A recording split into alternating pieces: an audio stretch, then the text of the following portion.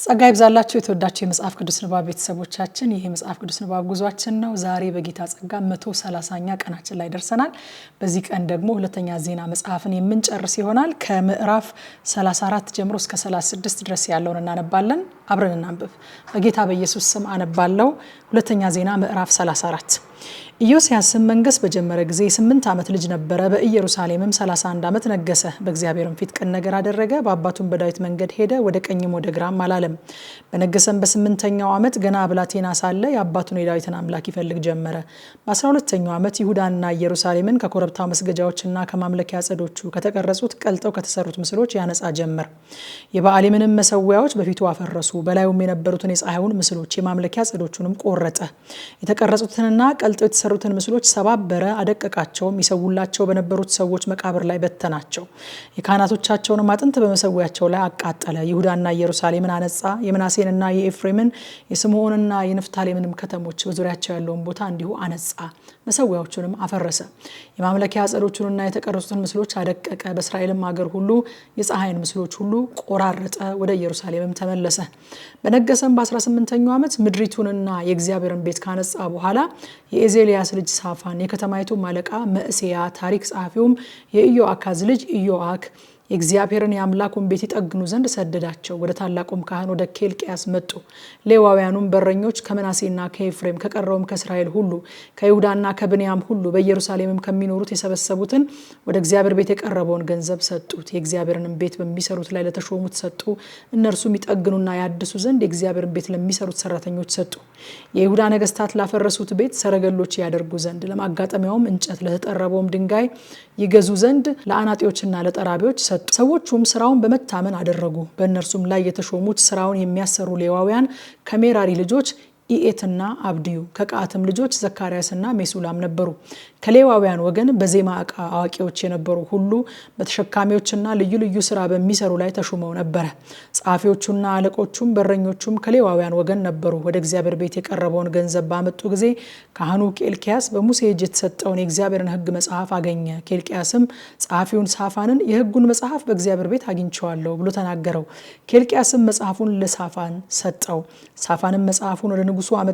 ለንጉሱም ባሪያዎች የተሰጣቸውን ትእዛዝ ሁሉ ያደርጋሉ፣ በእግዚአብሔርም ቤት የተገኘውን ገንዘብ አፈሰሱ፣ በስራውም ላይ ለተሾሙትና ለሰራተኞቹ ሰጡ ብሎ አወራለት። ጸሐፊውም ሳፋን ለንጉሱ ካህኑ ኬልቅያስ መጽሐፍ ሰጠኝ ብሎ ነገረው። ሳፋንም በንጉሱ ፊት አነበበው። ንጉሱም የሕጉን ቃል በሰማ ጊዜ ልቡን ቀደደ። ንጉሱም ኬልቅያስን የሳፋንንም ልጅ አኪቃምን ሚኪያስንም ልጅ አብዶንን ጸሐፊውን ሳፋንን የንጉሱንም ብላቴና አሳያን በዚህ መጽሐፍ የተጻፈውን ሁሉ ያደርጉ ዘንድ አባቶቻችን የእግዚአብሔርን ቃል ስላልጠበቁ በላያችን የነደደ የእግዚአብሔር ቁጣ እጅግ ነውና ሄዳችሁ ስለተገኘው የመጽሐፍ ቃል ለእኔ በእስራኤልና በይሁዳም ለቀሩት እግዚአብሔርን ጠይቁ ብሎ አዘዛቸው። ኬልቅያስና እነዚያ ንጉሱ ያዘዛቸው ወደ ልብስ ጠባቂው ወደ ሐስራ ልጅ ወደ ቲቁዋ ልጅ ወደ ሴሌም ሚስት ወደ ነቢይቱ ወደ ህልዳና ሄዱ። እርሷም በኢየሩሳሌም በከተማይቱ በሁለተኛው ክፍል ተቀምጣ ነበረ። ይህንንም ነገር ነገሯት። እርሷም አለቻቸው፣ የእስራኤል አምላክ እግዚአብሔር እንዲህ ይላል፣ ወደ እኔ ልላካችሁ ሰው እንዲህ ብላችሁ ንገሩት። እግዚአብሔር እንዲህ ይላል፣ እነሆ በይሁዳ ንጉስ ፊት በተነበበው መጽሐፍ የተጻፉትን ቃላት ሁሉ ማለት ክፉ ነገርን በዚህ ስፍራና በሚኖሩት ላይ አመጣለሁ።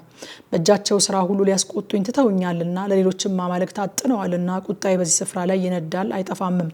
እግዚአብሔርን ለመጠየቅ ለላካችሁ ለይሁዳ ንጉስ እንዲህ በሉት፣ የእስራኤል አምላክ እግዚአብሔር እንዲህ ይላል፣ ስለሰማኸው ቃል ልብህ ገር ሆኗልና በፊቴም ራስህን አዋርደሃልና በዚህም ስፍራና በሚኖሩት ላይ ቃሌን በሰማህ ጊዜ ራስህን አዋርደሃልና ልብስህንም ቀደ በፊቴ ያልቅሰሃልና እኔ ደግሞ ሰምቻለሁ ይላል እግዚአብሔር። እነሆ ወደ አባቶችህ ሰበስብሃለሁ፣ በሰላምም ወደ መቃብርህ ትሰበሰባለህ። በዚህም ስፍራና በሚኖሩበት ላይ የማመጣውን ክፉ ነገር ሁሉ ዓይኖችህ አያዩም። ይህንንም ለንጉሱ አወሩለት። ንጉሱም ላከ፣ የይሁዳና የኢየሩሳሌምንም ሽማግሌዎች ሰበሰበ። ንጉሱም የይሁዳ ሰዎች ሁሉ በኢየሩሳሌምም የሚኖሩና ካህናቱ፣ ሌዋውያኑም፣ ሕዝቡም ሁሉ ከታናሹ ጀምሮ እስከ ታላቁ ድረስ ወደ እግዚአብሔር ቤት ወጡ። በእግዚአብሔርም ቤት የተገኘውን የቃል ኪዳኑን መጽሐፍ ቃል ሁሉ በጆሮአቸው አነበበ። ንጉሱም በስፍራው ቆሞ እግዚአብሔርን ተከትሎ እንዲሄድ ትእዛዙና ምስክሩን ስርዓቱንም በፍጹም ልቡና በፍጹም ነፍሱ እንዲጠብቅ በዚህም መጽሐፍ የተጻፈውን የቃል ኪዳን ቃል እንዲያደርግ በእግዚአብሔር ፊት ቃል ኪዳን አደረገ። በኢየሩሳሌምና በብንያምም የተገኙትን ሁሉ በዚህ ነገር አማለ። በኢየሩሳሌምም የሚኖሩት የአባቶቻቸው አምላክ የእግዚአብሔር ቃል ኪዳን እንዳዘዘ አደረጉ። ኢዮስያስም ከእስራኤል ልጆች ምድር ሁሉ እርኩሱን ሁሉ አስወገደ። በእስራኤልም የተገኙትን ሁሉ አምላካቸውን እግዚአብሔርን እንዲያመልኩ አደረገ። በዘመኑ ሁሉ የአባቶቻቸውን አምላክ እግዚአብሔርን ከመከተል አልራቁም።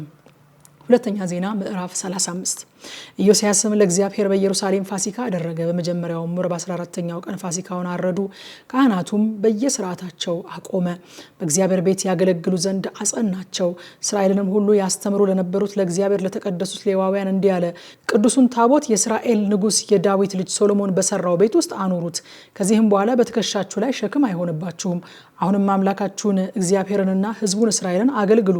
የእስራኤልንም ንጉሥ ዳዊት እንደጻፈው ልጁም ሶሎሞን እንደጻፈው በየሰሞናችሁ በየአባቶቻችሁ ቤቶች ተዘጋጁ። እንደ ሕዝቡም ልጆች እንደ ወንድሞቻችሁ በየአባቶቻችሁ ቤቶች ሆናችሁ በመቅደሱ ቁሙ። የሌዋውያንም ነገድ በየወገኖቻቸው እንደተከፈሉ እናንተም ተከፈሉ። ፋሲካውንም እረዱ፣ እናንተም ተቀደሱ። እግዚአብሔርም በሙሴ እጅ የተናገረውን ቃል ያደርጉ ዘንድ ለወንድሞቻችሁ አዘጋጁ። ኢዮስያስም ለፋሲካው መስዋዕት እንዲሆን በዚያ ለነበሩት ለሕዝቡ ልጆች ከመንጋው 30,000 የበግና የፍየል ጠቦቶች 3,000 ወይፈኖች ሰጣቸው። እነዚህም ከንጉሱ ሀብት ነበሩ። መሳፍንቱም ለሕዝቡና ለካህናቱ ለሌዋውያኑም በፈቃዳቸው ሰጡ። የእግዚአብሔርን ቤት አለቆች ኬልቅያስ፣ ዘካርያስ፣ ይሂኤል ለፋሲካው መስዋዕት እንዲሆን 2600 በጎችና ፍየሎች 300 በሬዎች ለካህናቱ ሰጡ።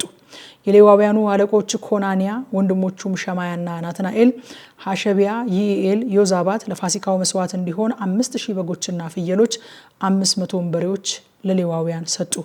አገልግሎቱም ተዘጋጀ። ካህናቱም በስፍራቸው ሌዋውያኑም በየክፍላቸው እንደ ንጉሱ ትእዛዝ ቆሙ። ፋሲካውንም አረዱ።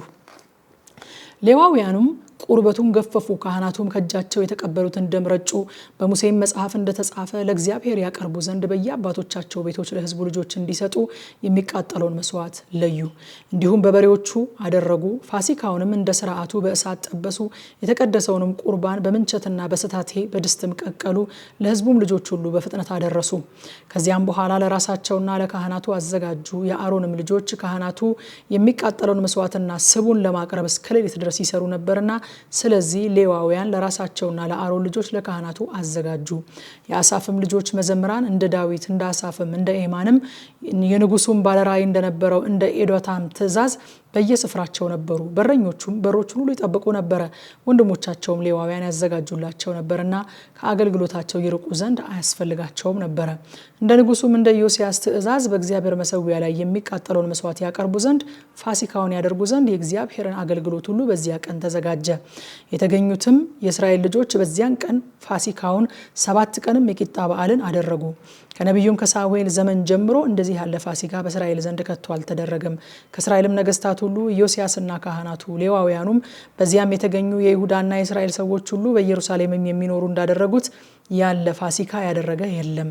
ይህም ፋሲካ ኢዮስያስ በነገሰ በ18ኛው ዓመት ተደረገ። ከዚህም ሁሉ በኋላ ኢዮስያስም ቤተ መቅደሱን ካሰናዳ በኋላ የግብጽ ንጉስ ኒካኡ በኤፍራጥስ ወንዝ አጠገብ ባለው በከርከሚሽ ላይ ይዋጋ ዘንድ ወጣ። ኢዮስያስም ሊጋጠመው ወጣ። እርሱም የይሁዳ ንጉስ ሆይ ካንተ ጋር ምን አለኝ?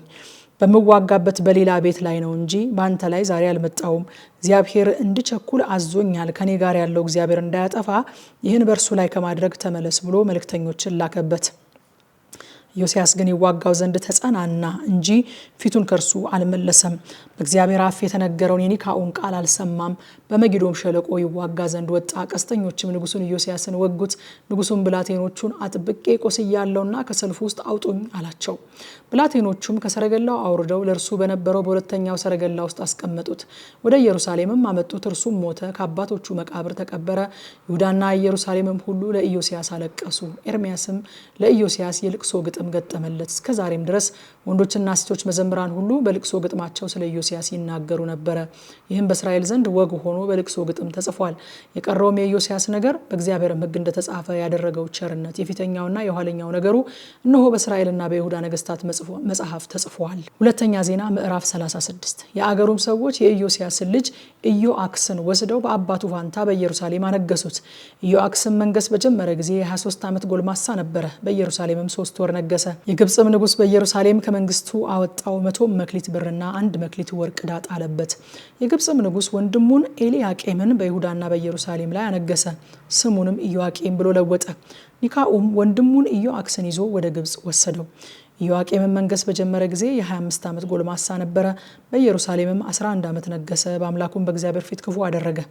የባቢሎን ንጉስ ናቡከደነጾር በእርሱ ላይ መጥቶ ወደ ባቢሎን ይወስደው ዘንድ በሰንሰለት አሰረው።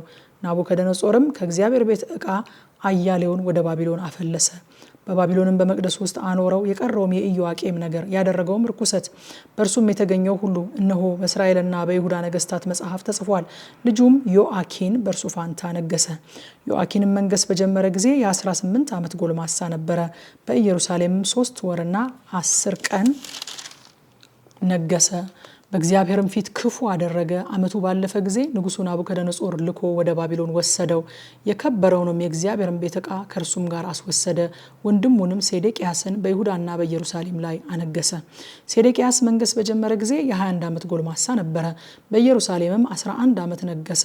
በአምላኩም በእግዚአብሔር ፊት ክፉ አደረገ። በእግዚአብሔርም አፍ በተናገረው በነቢዩ በኤርምያስ ፊት ራሱን አላዋረደም። ደግሞም በእግዚአብሔር አምሎት በነበረው በንጉሱ በናቡከደነጾር ላይ አመፀ።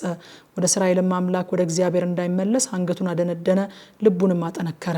ደግሞም የካህናቱ አለቆች ሁሉ ሕዝቡም እንደ አሕዛብ ያለ ርኩሰት ሁሉ መተላለፍን አበዙ። በኢየሩሳሌምም የቀደሰውን የእግዚአብሔርን ቤት አረከሱ።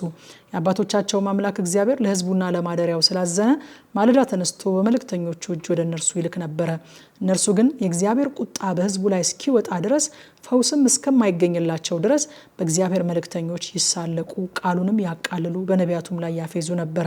ስለዚህ የከለዳውያንን ንጉሥ አመጣባቸው። እርሱም ጎልማሶቻቸውን በቤተ መቅደስ ውስጥ በሰይፍ ገደላቸው። ጎልማሳውና ቆንጆይቱን ሽማግሌውና አሮጌውን አልማረም። ሁሉንም በእጁ አሳልፎ ሰጠው። የእግዚአብሔርንም ቤት ዕቃ ሁሉ ታላቁና ታናሹን የእግዚአብሔርንም ቤተ መዝገብ የንጉሱና ያለቆቹንም መዝገብ እነዚህን ሁሉ ወደ ባቢሎን ወሰደ።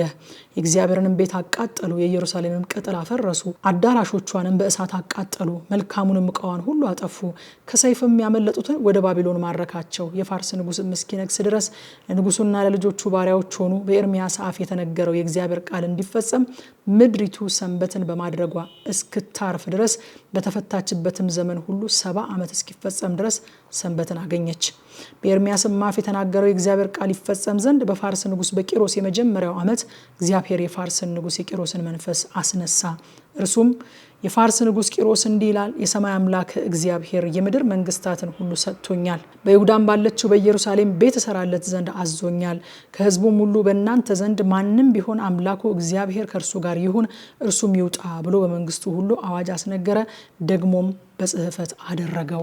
ሁለተኛ ዜና መጽሐፍን ዛሬ ጨርሰናል። ግን ቲክቶክ እና ቴሌግራም ላይ በቀጥታ ስርጭት ማታ ደግሞ በጥልቀት የዛሬውን ያነበብነውን ክፍል ስለምናጠና መታችሁ አብረን እንድናጠና ጋብዛለሁኝ። ሻሎም